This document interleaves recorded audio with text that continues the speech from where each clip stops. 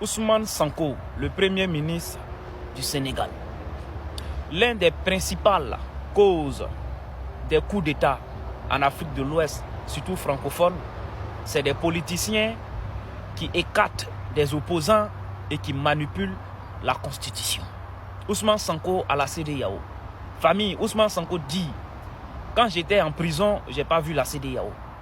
Quand j'ai été écarté injustement, rayé mon nom sur la liste électorale, je n'ai pas vu la CEDEAO.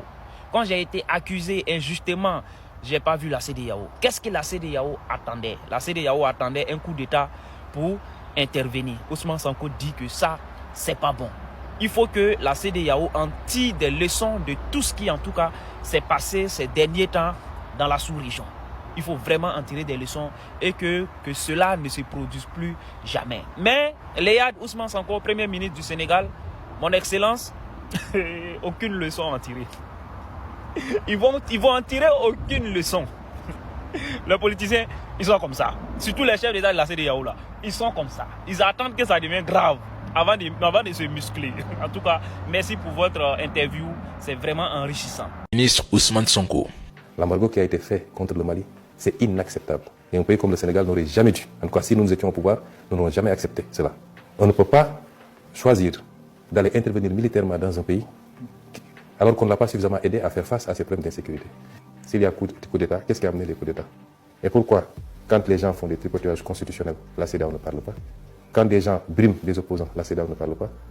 Jusqu'à ce que certaines situations arrivent, on sort des communiqués, on fait des embargos et on menace d'intervenir militairement. Ce n'est pas une crise du Sahel, c'est une crise de l'Afrique de manière générale et de l'Afrique de l'Ouest.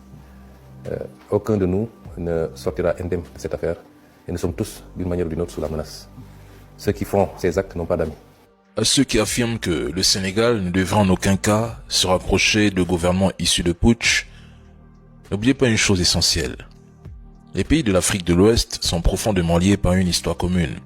Le Burkina Faso et le Sénégal, par exemple, ont déjà signé 20 accords de coopération et 23 autres sont actuellement en discussion. Personne ne veut réellement s'attarder sur ce qui a conduit à ces coups d'État. Pendant ce temps, beaucoup suivent aveuglement des voix qui défendent leurs propres intérêts, attisent la division et sèment la haine entre peuples frères. À ceux qui disent que c'est une honte pour Ousmane Sonko de saluer des putschistes, posez-vous d'abord la bonne question. Pourquoi ce genre de rencontre choque-t-elle seulement quand il ne sert pas les intérêts de certaines puissances ou élites locales? Quand le président Emmanuel Macron recevait un putschiste comme Oligui Nguema au palais de l'Élysée, ou quand d'autres dirigeants occidentaux traitent avec des régimes autoritaires sans légitimité démocratique, où sont vos indignations?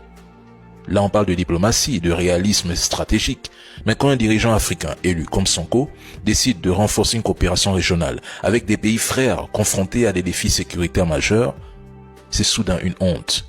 Non, il faut sortir de cette hypocrisie sélective. Le Burkina, le Mali et le Niger ne sont pas devenus ce qu'ils sont par choix, mais par nécessité. Ils agissent là où les décennies de démocratie de façade et de tutelle étrangère ont échoué. Saluer un dirigeant, ce n'est pas légitimer un régime, c'est reconnaître une réalité et avancer ensemble vers des solutions africaines. Famille, le premier ministre sénégalais, son excellence Ousmane Sonko. Ouais, Ousmane Sonko, c'est un léad. Ousmane Sonko, ce gars-là, ce monsieur-là, cet homme politique-là, il est fort. Ce gars-là parle avec beaucoup de sagesse, beaucoup de respect. Franchement, je vous invite à aller écouter le discours. Non, ce n'est pas le discours, parce qu'il y a eu un discours et puis il y a eu une interview. Je vous invite à aller écouter l'interview de Ousmane Sonko sur la RTB. Famille, il a tout dit, il a mis les points sur les i. Franchement, respect et considération à ce grand homme-là, Ousmane Sonko. Il a dit, pour ce qui concerne la CEDEAO et l'AES, pour ce qui s'est passé, clair et net, la CEDEAO a fait beaucoup de fautes. Il dit la CEDEAO a fait beaucoup de fautes. Vous ne pouvez pas, en tout cas, refuser, sinon négliger la situation sécuritaire de ces pays-là. Et lorsqu'il y a un coup d'État, vous pensez intervenir militairement. C'est pas comme ça se passe. Et il a posé la question. Si le coup d'État avait eu lieu au Nigeria, est-ce que la CEDEAO pouvait oser dire qu'elle allait partir intervenir au Nigeria? Franchement, et par la suite encore, il a dit que, il a pris exemple sur lui-même. Il dit, lui, quand il a été écarté, la CEDEAO n'a pas intervenu, il n'a pas vu la CEDEAO.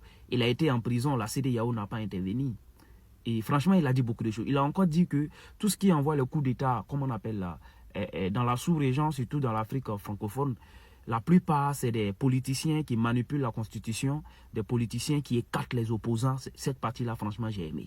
Les politiciens qui écartent les opposants. Il dit en tout cas que tout ce qui s'est passé, lui, il espère que la CEDEAO va en tirer des leçons pour ne pas encore faire les mêmes erreurs. Franchement, félicitations au Premier ministre.